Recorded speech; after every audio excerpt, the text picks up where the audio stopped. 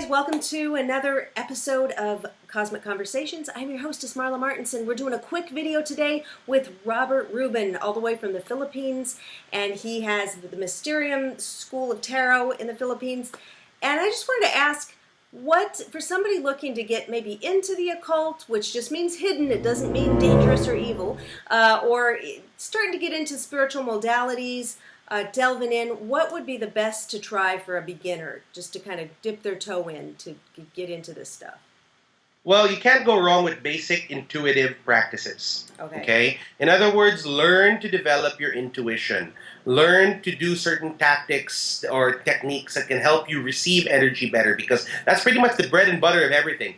From Reiki to magic to tarot. If you don't know how to receive information, you're not going anywhere. I mean, even if you have all of the best tools, even if you have all the best knickknacks, if your intuition isn't activated, then you're going to have a hard time getting information there. Now, afterwards, figure out clearly who you are.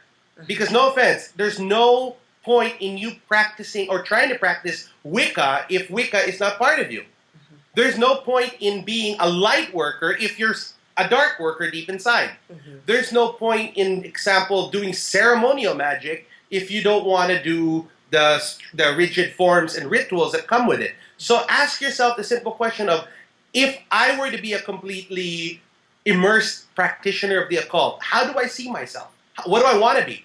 Because I made this mistake early in my career in the occult, and somebody straight up told me, somebody I really respect, said, "Robert, you're not a witch." And I just was dumbfounded. She said, "Yeah, you know, I see Golden Dawn, I see Knights Templar, I see Hermetic magic, but I don't see witch in you." And I just said, you know, this girl has a point. And ever since then, I gave away and sold all of my witchcraft books because it was not relevant to me. I'm not saying it's not relevant. It's a very powerful practice. But the rule is magic will always be subjective.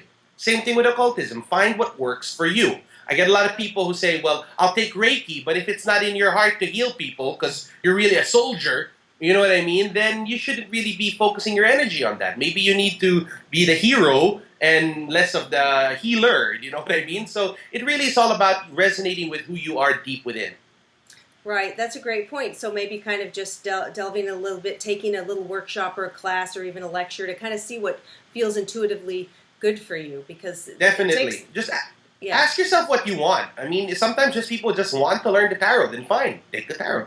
But don't force yourself to take topics which aren't relevant to you. Like, a lot of people ask me, "Robert, are you a light worker?" And I tell them, honestly, no, I'm not a light worker. My wife is a light worker, and I know a lot of great light workers, but I'm more of a shadow chaser. I'm more of an individual who goes out and helps people based upon the problems that they have, solving them. I'm very active. I'm very front line. The light workers most of the time will be on the back line healing the people who came in from the front line. So I've been open about that, and people haven't condemned me for it. People are like, "Well, Robert, I commend you for being honest about that, because it wouldn't look right if I portrayed myself to be a light worker and I'm not." You know what I mean? It would be deceptive. But you are bringing light to people. You're helping people. Definitely, definitely. I am bringing light, but I'm not a light worker. Okay, good. Well, you've got the lingo down there. All right, Robert, thank you so much for your tips and your insight and your wisdom. Much love and peace. Bye, everybody.